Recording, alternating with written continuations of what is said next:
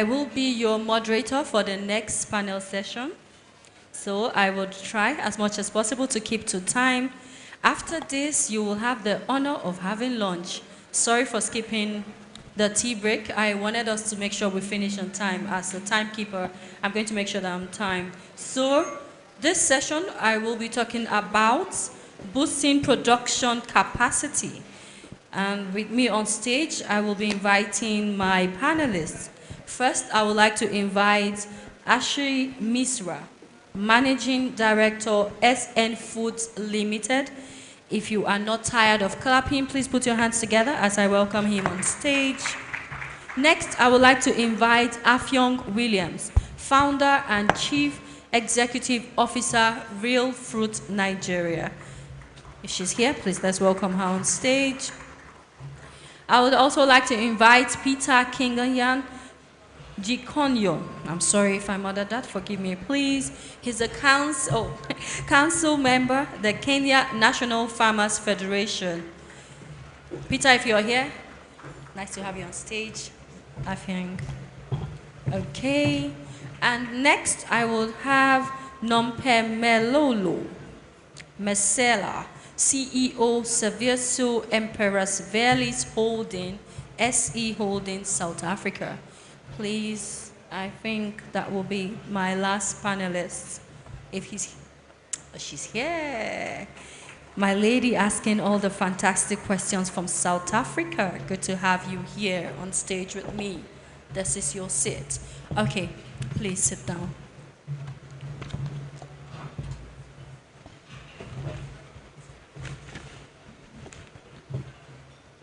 Okay, so without wasting much time, I will dive right into it. So for this session, we really want to look at how we're going to be boosting production capacity for Africa. And it's aimed at really exploring practical strategies and innovative solutions to significantly enhance agricultural productivity and sustainability across Africa. So the goal here is just how we can work together, the different countries across Africa. We believe that your expertise will be very good in this session, considering what you have done, what you're doing, and the much more that you're yet to do, which means that this session will be very diverse and very interesting. We also want to look at some questions just centered around your experience and how you're going to be able to teach some of us here how we can improve our production and just make things better. We also understand the importance of food and production. I remember one of the speakers talking about scaling, and if you can increase production and reduce, your costs, you'll be able to maximize profit, which is the whole goal. And I believe strongly that if we also increase productivity, it means that we have more food available for everyone in Africa, which is really very key, considering our numbers and how fast we are growing in terms of population. Okay, so I'm going to start from my first panelist I invited on stage, Ashish Misra. He's going to look at, just talk to us for about 2-3 minutes, telling us how we can manage. So the interaction will be between population growth and agricultural productivity, particularly in Nigerian context. So we just want to use Nigerian markets for example. What opportunities and constraints arise from this interaction based on what you have seen so far? Thank you.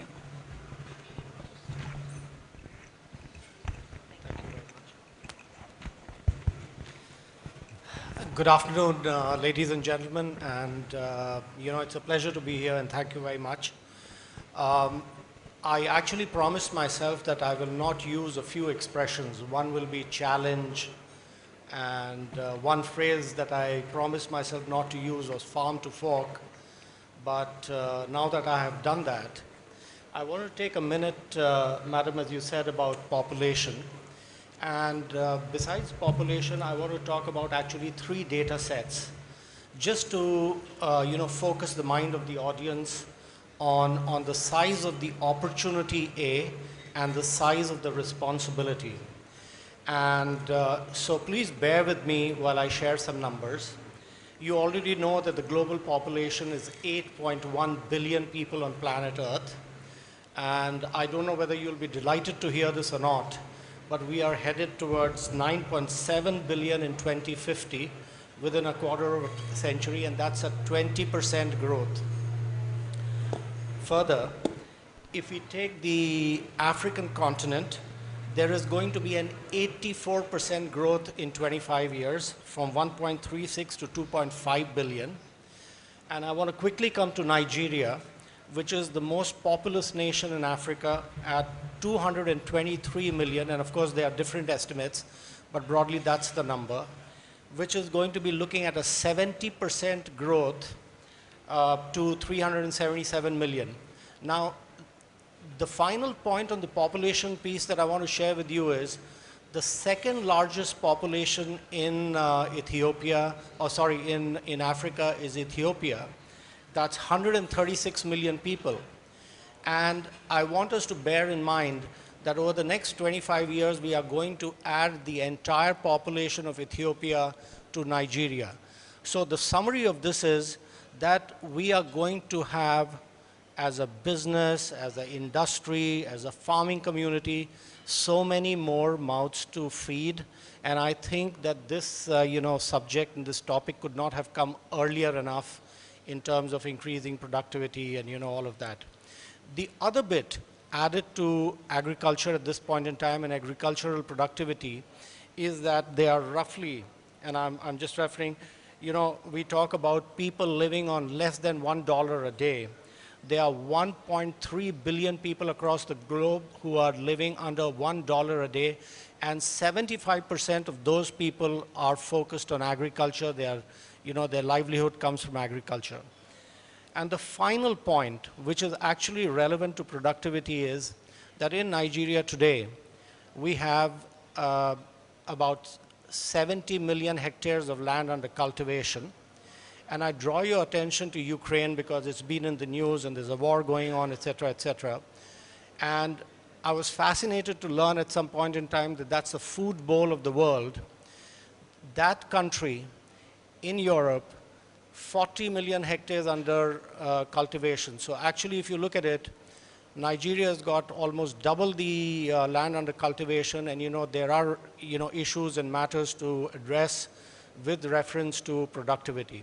So obviously, I want to summarize this by saying there is a dire need to look at productivity because of the number of people who the continent, the world, and the nation have to feed, number one. And number two, that we have to look at all the tools that we can find to enhance the levels of productivity. So I'm sure there's going to be more discussion on this, but I want to start off with that and just give you a context. Thank you very much. Thank you so much. Like I said, thank you for passing the mic to Affiong. You're perfectly correct. So my question will be for you. Well done on the work you've been doing so far. I must commend. How has Reelfruit managed to scale its operations effectively? And what lessons can other agri businesses learn from your experience? Okay, thank you. Thank you very much, and good afternoon, everybody. My name is Affiong Williams, founder and CEO of Reelfruit. We are the largest dried fruit processing company based out of Nigeria. We created the market for dried fruit over a decade ago when that snack was not common in Nigeria, and we're proud to say that, we've been going strong ever since. Our approach as a business was to focus on, market to farm, as it were. Like we needed to build the market for our products, build effective logistics and distribution, which are very important to selling your product, build the systems, and even build our manufacturing capacity. But to my colleague's point, we are at a stage where, the availability and production of fruit is becoming increasingly important in our business operations. In fact, we cannot scale our business and tap into the local and global demand if we are short of raw material.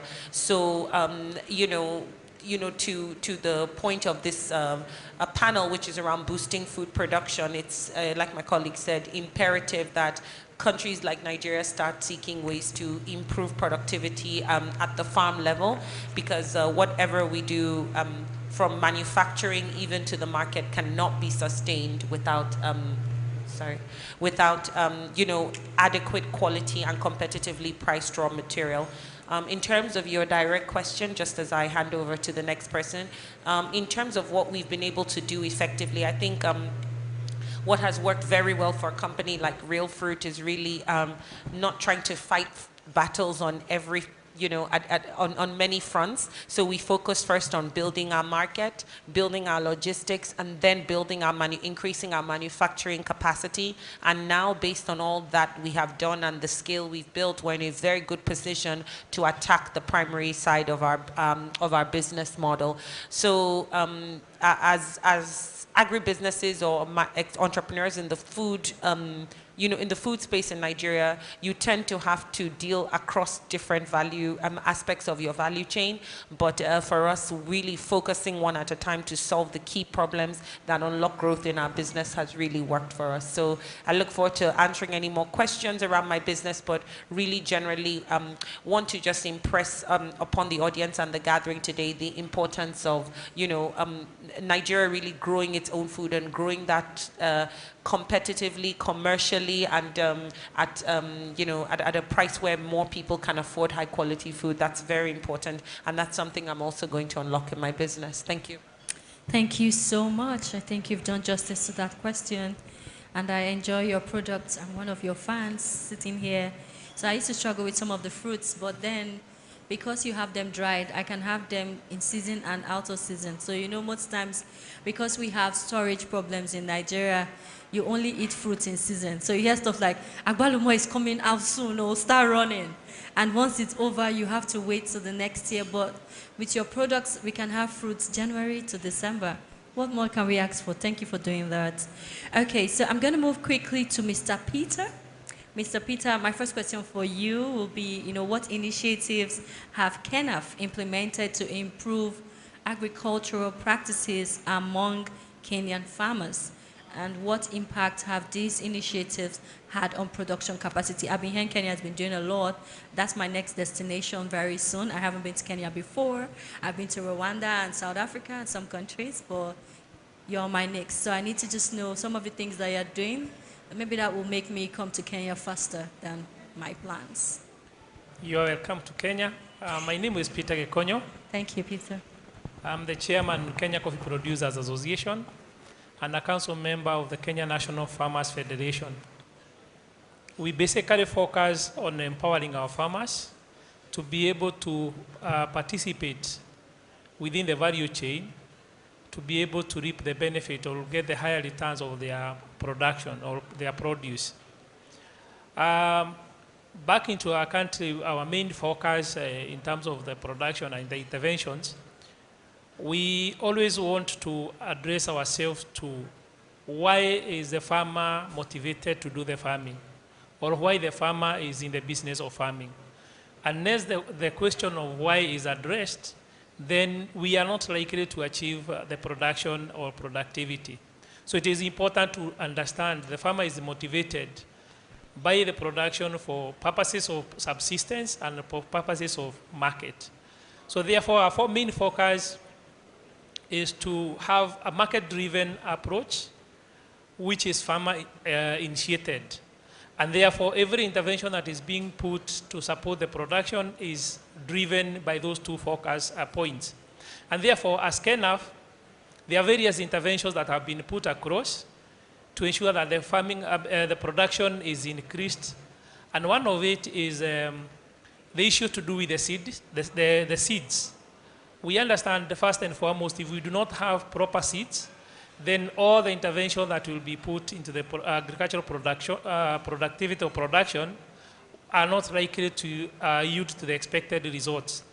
And how do we do that? We know sometimes we have people in the business who are not necessarily motivated by doing good business.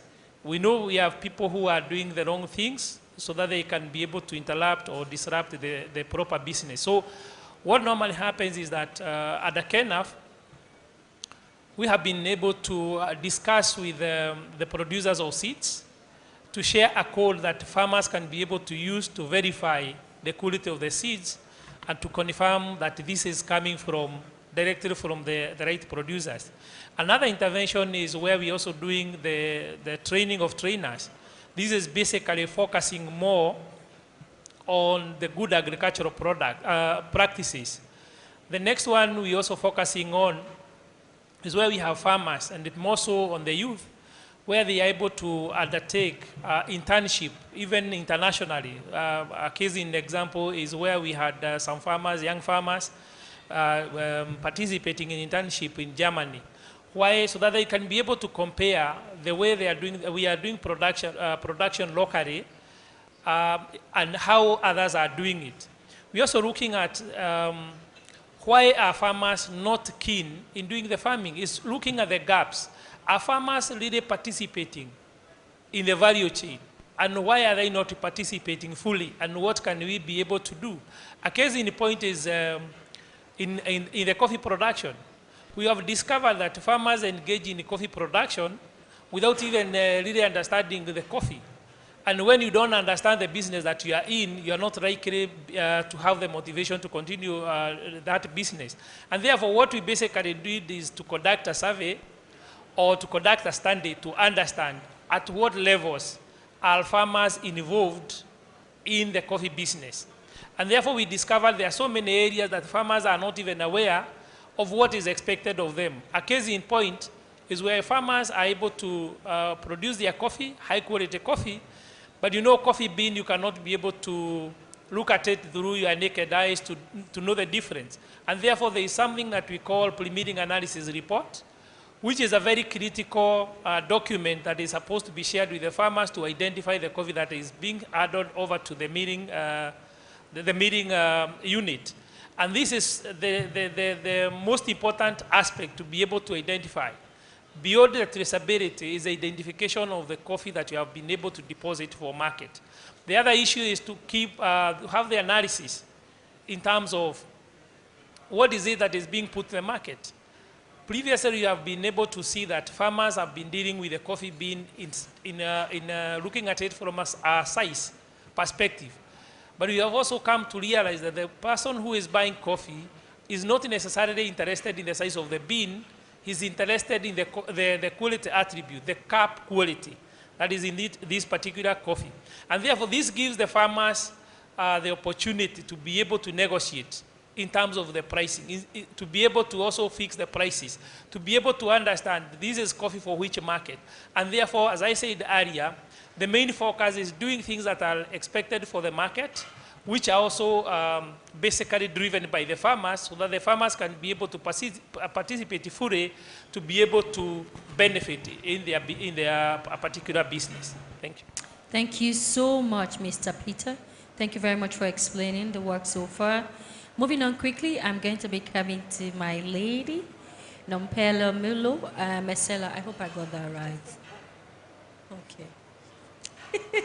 Thank you so much. Okay, so she's the CEO of SE Holdings South Africa.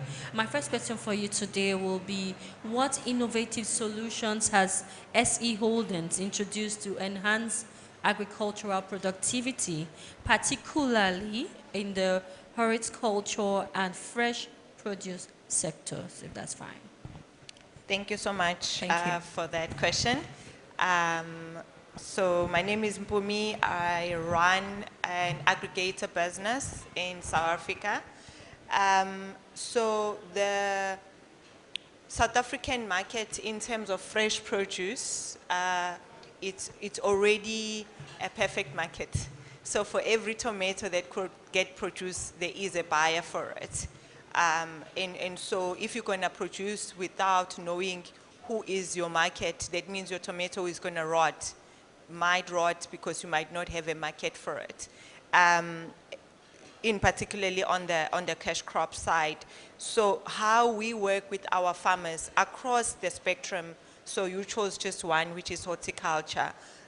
The first step is us understanding the offtake, what our processors would like us to plant for them, the volumes that they would like it, the quality that they are looking at, and all the specifications that are required for the produce. Once we understand that, we then say, okay, hang on, the farmers need to start planting this for us. But because the biggest challenge with the farmers would be funding for their production input would be the non-negotiables. So I call it the non-negotiables. These are the things that we would look at as an aggregator. If you do not have these things, especially for the crash crops, there are very high chances that we will not plant with you. We look at very strong compliance because our contractors are looking for global practices. We would look at you having irrigation and being able to cultivate the land. And once we've identified that you have all of that, we then start looking at, with regards to the planting that you need to do, with all the support that can be provided to you, will the season be just the season that you like, it's a one touch, or you've been set up to be sustainable? And how we ensure sustainability is through understanding your agricultural practices as a farmer, tick, the infrastructure on the farm, if it's there, tick, and our accessibility to be able to bridge the gap in terms of your production inputs. And with all of that being put together, it allows you to then be able to plan for season to season, even if you could be hit by challenges of floods or challenges of diseases, but if you have the base around your infrastructure, you have a better chance to plant again for the next season and the next season. Thanks.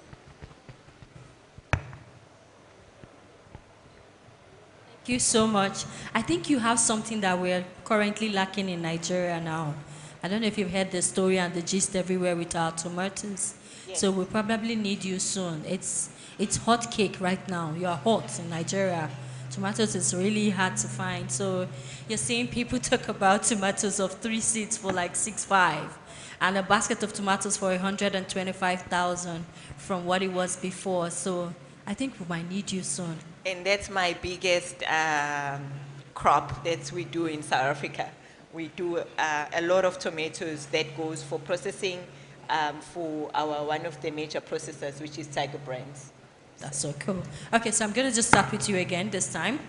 So my second question for you quickly will be, how have the public-private partnership facilitated by SE Holdings been able to contribute to boosting agricultural production capacity in South Africa? Okay, I'm going to talk a little bit off topic to showcase the public-private partnerships that we as SE Holdings do in South Africa.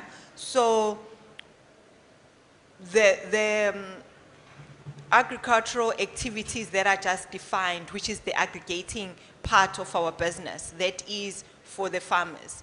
But our main client, the interface, the first point of call that we engage with are the mining companies, interestingly enough, because the mining companies have vast land, most of it which might have already been mined, and they would like to rehabilitate this land. And when we go in, we want to be able to rehabilitate the land and plant things or use the land for secondary economies in those mining communities. In South Africa, it is a regulated intervention to rehabilitate the land after you have extracted the mineral resources that that the mine has been doing. And therefore, we come in as the mineral succession plan implementers. And with that, we are working with the Department of Agriculture, the Department of DMRE, which is the Department of the Mineral Resources in South Africa, as well as the other industries. They regulate that this should be done, and the communities, when the resource has been depleted and the life of mine has come to zero, the community is left to be a ghost town, and we come in and say, what can be done if the soil is not good for planting maize or things like that? We plant trees, the mine wins because they're getting carbon offsets, but also the DMRE is getting the rehabilitation of the land. Recently, we've also started inviting the funders outside of the mining industry to say, how do we expand these impacts that we are seeing with the mining communities? How do we ensure that the communities are not only reliant on mining activities, but also can start doing a lot of agricultural activities, which generally becomes the most natural second thing that our mining communities are able to start when the life of mine comes to an extent. Thanks. Please pass the mic. Just pass them. Okay. So I'd like to go next again to Ashish, if that's fine by you. So I just have one more question for each of my panelists. We'll take the questions from the audience and then we'll go for lunch. So please go nowhere. Okay, so I want to just quickly find out, from Mr. Asher, can you elaborate on how SNF Foods Limited addresses the challenges in commodity value chains, and also how you've been able to maintain a consumer-focused approach in the agri-allied sector? Thank you, madam. I feel very motivated and sort of encouraged to hear from my fellow panelists. And I'd like to sort of answer this in two bits. One is on a more general basis because, just in the agri and the agri-allied field, there are so many opportunities. And this is not just to do with farming per se, but it's about agri-finance, microfinance for farmers, all of that. And then the post-plate treatment of waste. I mean, I'm just saying that there is just so much opportunity. Now, I would like to state and, talk about our experience in a more anecdotal way. We are an agglomeration of multiple businesses. So while SNF Foods is the business I head, and that's more to do with packaged products, so it's more FMCG than agriculture, but it's all agri-based. But at the heart of our business are two oil refineries in terms of edible oil in Onisha and Shagamu. So, we do oil refining.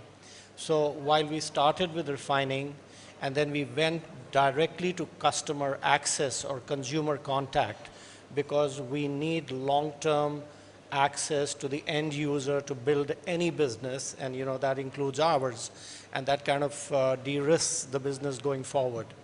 But we also forayed at the back end in terms of just commodity sourcing, and lately, over the last 2 years or so, into plantation. So I want to talk about that plantation for 2 minutes.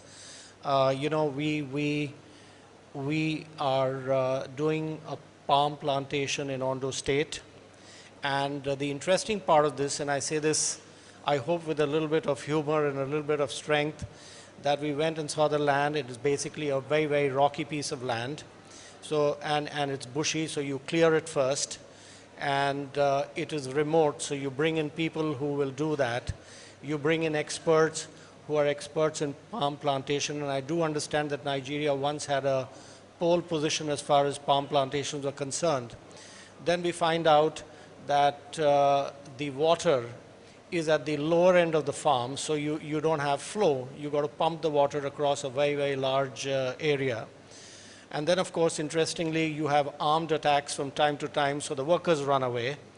But so it's been an interesting menu of experiences, and I think once you go into the endeavor or the enterprise, then you just go in and do, and that's true for every piece of the business.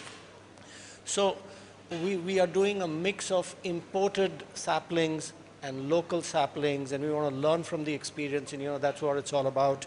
So that's on the pure agri side. Then you spoke about the commodity value chain. We set up teams to actually do different value chains, and then go out into the market and actually be able to reach out to unit level farmers who are doing soybean, because we do soybean processing, meal, oil refining, and all of that.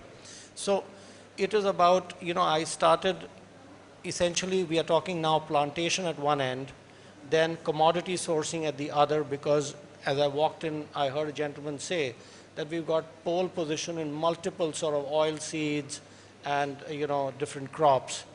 then we are talking about an already, sort of established, oil refining business and then to market. So our perspective is very simple.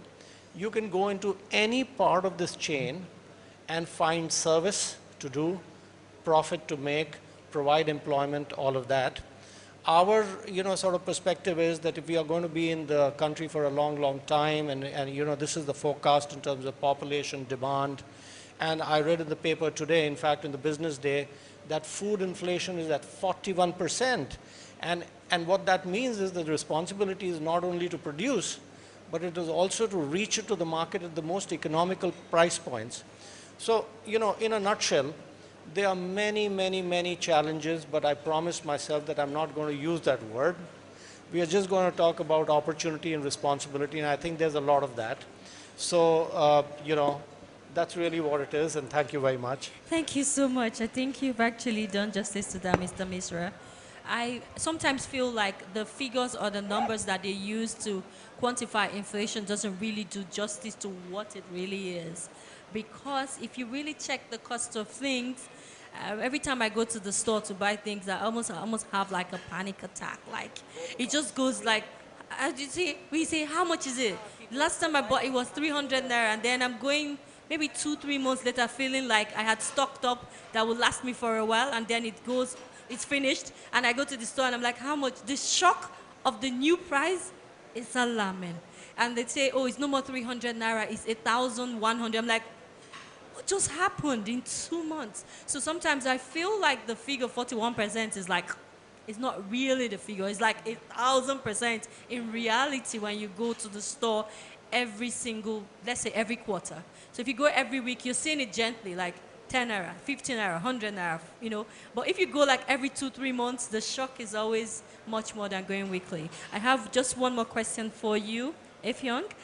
So I just want you to look at quickly, what strategies have you found most effective in penetrating both local and international markets with your product, considering the fact that you have done well in Nigeria and outside? It's really cool to see your products on the shelves outside Nigeria, and it's really up to standard. You really have to look and ask, is this a Nigerian product? You've done really well. So how have you been able to manage that so far?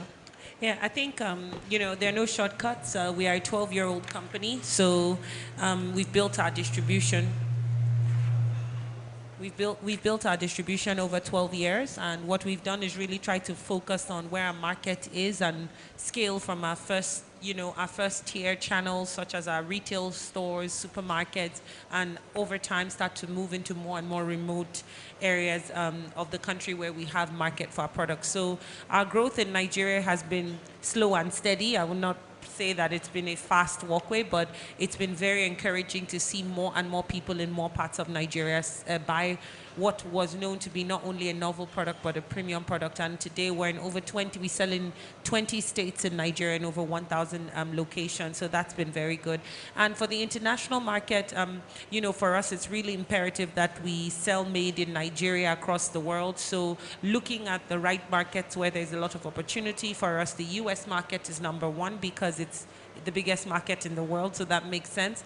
And really first learning about the market and understanding it. When you're on the outside, you often hear things like, why aren't we not in Walmart? Why is a Nigerian product not in, Walmart or Costco, one of these big shops? And then when you actually know more, you would not want to put your product there because it's very expensive and can actually kill your business. So I say that to say, not because I don't have the ambition, but that we've actually had to learn the markets that we want to enter, understand the trade terms, understand the cost of investment, understand the return on investment, even understand up to the certification. And that's working very well for us because we're scaling sustainably, and we know that eventually we'll be big enough and set up enough to enter those markets. So on the local market, slow and steady growth, and on the international market, really being careful around taking calculated investments. Thank you. Thank you so much.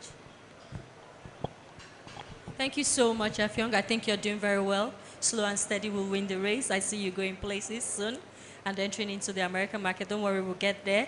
My last question for you, Mr. Peter. You have 2 minutes to answer if that's fine. How does KENAFF support smallholder farmers, you know, in overcoming production challenges and scaling their operations. You've talked a lot about what you've done so far. We just wanted to hear how you are supporting them. But before you do that, I would like to encourage people here to please check your phones or your app. If you do have a B2B match meeting, please just check so that you don't keep your partner or investor waiting. Please check your phones, check your emails, so that you can quickly have your meeting while this session is going on. We hope to end today's conference at 4. So, Mr. Peter, you can answer quickly. Thank you. Our government has taken the initiative to support the farmers, basically with the focus of the production and the productivity. And the first initiative was actually to provide subsidies to the production, to try and boost the production and the productivity. The second intervention that the government is also looking at is also the access to the market, where the government is coming with the approach of sustainability of whatever the production or whatever the commodity one is engaged in, there is a sustainability in terms of the market. Another one that is also very keen is looking at the turnaround. What is the time that the producer is going to wait until they get their money? And it is important that we understand that we have two levels of in the production and the process and the market.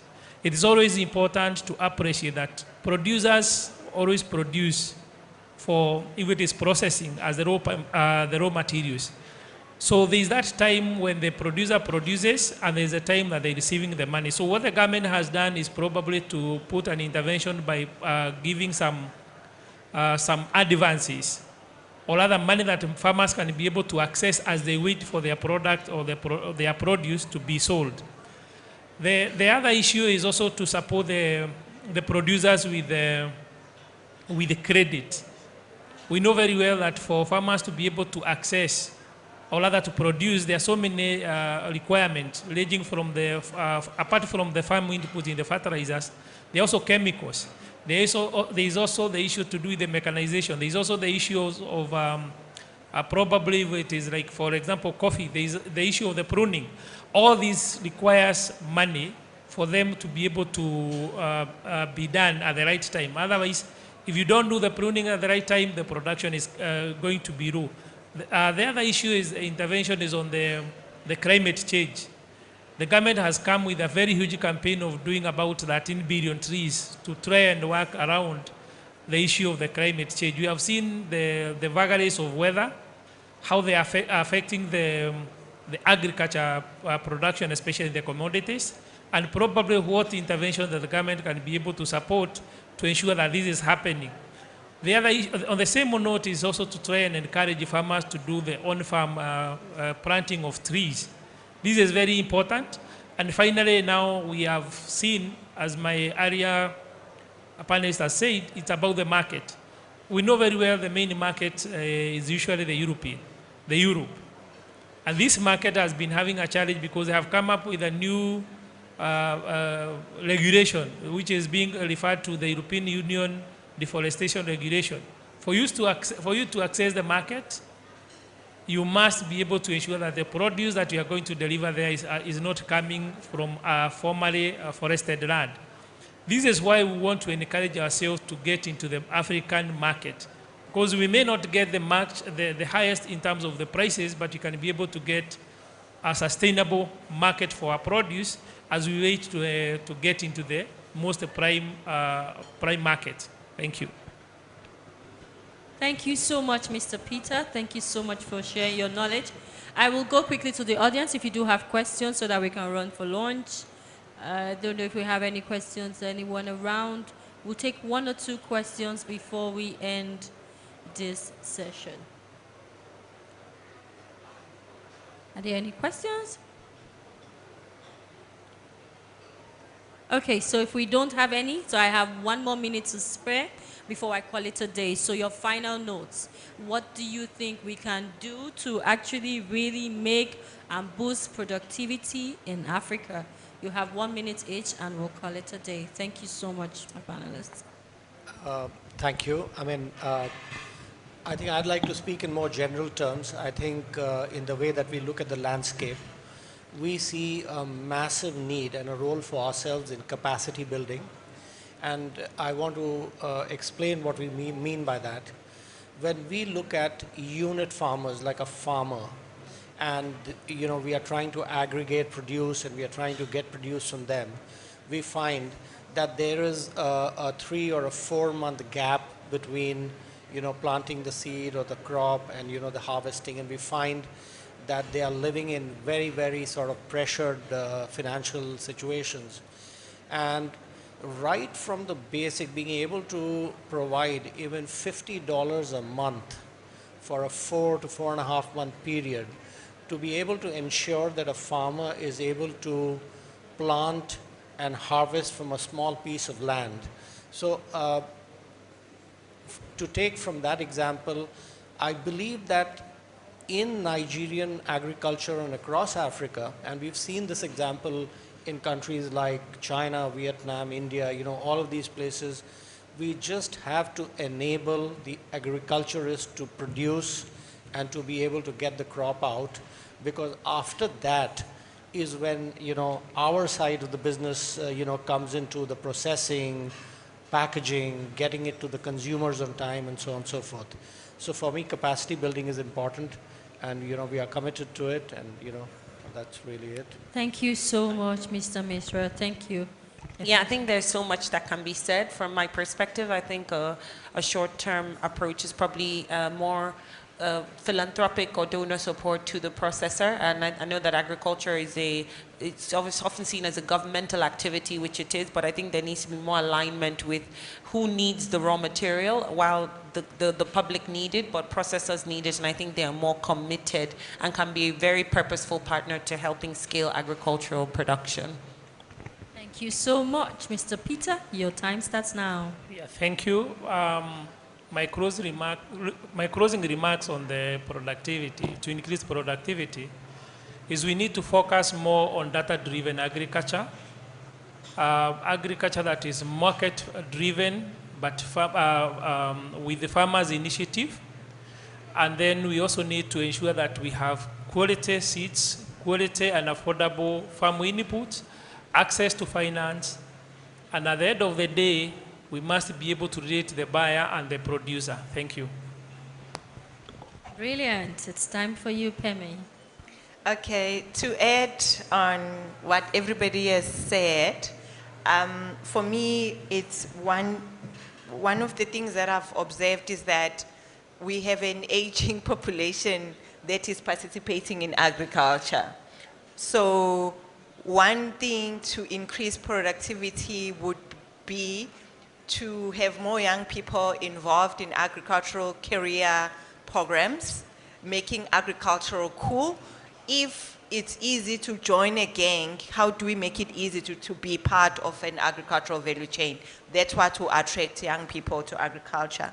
From governments and sovereign funds, we need to be bold and be intentional about our intentions to create a sustainable agricultural value chain. We seem to push this down to farmers.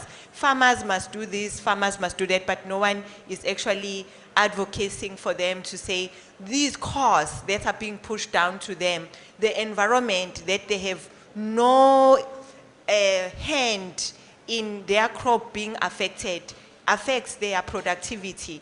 So they take their highest risk. They have the adverse weather conditions. They have to give us the crop, but they get the least margins. The margins roll up to the guys that are doing the production, the aid value services.